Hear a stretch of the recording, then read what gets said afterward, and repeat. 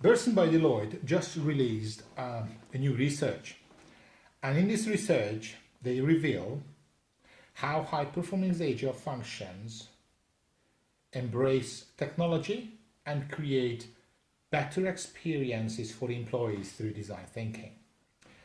So if you haven't had a chance to read the research, I thought I'd share with you in this short video what are the 7 key points they identify, which is critical in order to achieve the next level of employee experience. Number 1 is about focusing on flexibility and empowering workplace experiences. And that's about the next level of HR business partnering. That's about being close to the marketing, sales, and customer interfacing functions in order to overhaul HR offerings and creating better and more engaging employee experiences. According to the research, these organizations are 5 times more effective in improving employee experience and employee engagement.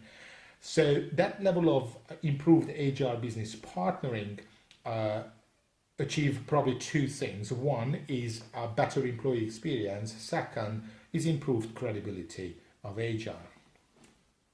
The second point is about applying advanced HR technologies to improve work and not HR processes. And the point here is that leading HR organizations identify and embrace technology and what technology can do in order to improve work result and work experience in total. So not just reinventing the wheel, it's not just about creating better mousetrap, but it's more about experimenting with and applying new digital platforms that can improve productivity, can improve collaboration, improve feedback, and therefore achieve a better employee experience overall. So it's not just about automating processes, but it's about fundamentally rethinking, starting the blank sheet, what technology can do for the business, what technology can do for HR, and based on that, rethinking fundamentally the way we work and apply these technologies in an effective way. Number 3 is shifting to understanding and optimizing networks of teams. And that's critical because leading organizations and leading HR functions identify that no man is an island.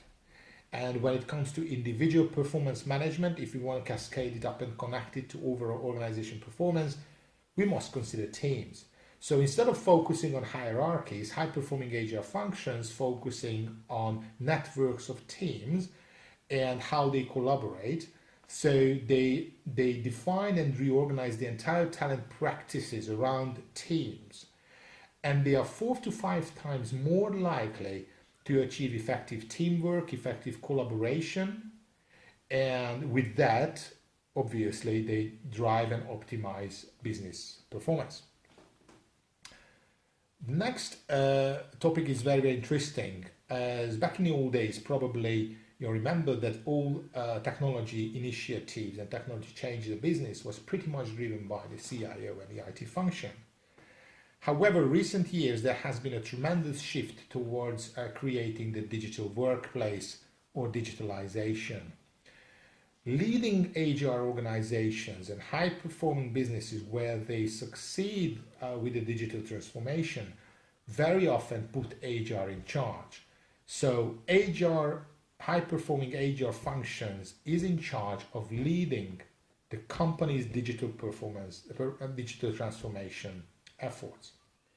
And what's interesting, where HR is put in charge, and provided HR is well skilled and aligned and motivated, these organizations experience 2.5 times more success on the digital transformation journey and achieve a high impact level than other businesses where HR is not that much involved. Why is that so? Well, even the Project Management Institute research identified that the biggest failure, the biggest reason, the number 1 reason for project failure are people issues. Resistant to change, poor communication, poor collaboration, conflict, poor management of conflict, and lack of involvement of senior management or people. These are all people issues. So naturally, when a business embarks on a digital transformation journey, it does require to make sure that those people issues are in place.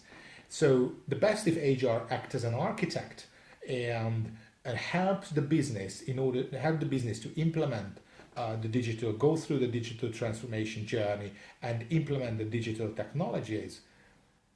But HR needs to be there to support the support of management of change, support the communication, support collaboration, and certainly support the management of conflicts along the program.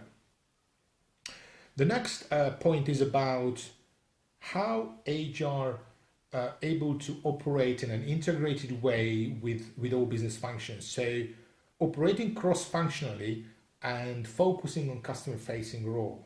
High-performing HR organizations are 51% more integrated across business functions than other organizations. And although the research doesn't talk about it, but I would go one step beyond. Let's go outside the organization. And in my view, high-performing organizations are not just focusing on an integration across functions, but also focusing on customers, stakeholders, and its external environment as well. So HR needs to move really outside the HR department, get really close to business and have an integrated collaboration across the business.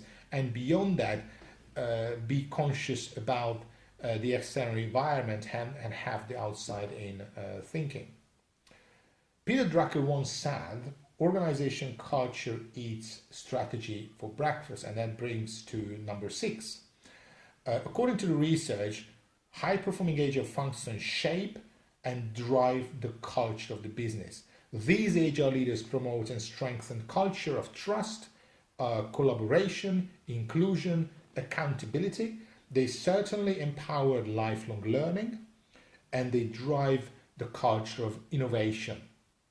And in fact, if they do that, according to research, these high-performing HR functions and within these organizations, it's actually to 5-to-1 over performance. It's 5 times more likely that employees feel connected and valued. And obviously, it goes without saying what happens when employees feel connected and valued. You tap on their internal resource. Once they find meaning at work, they are more likely to improve engagement, and they're more likely to perform better within the organization, so drive overall performance.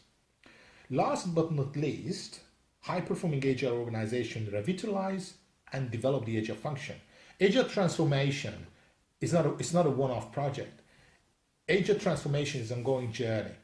High-impact HR organizations are heavily focused on internal development and regularly outperforms their peers in areas like machine learning, artificial intelligence, advanced analytics, and certainly very much focused on data security, compliance, and regulatory issues as well.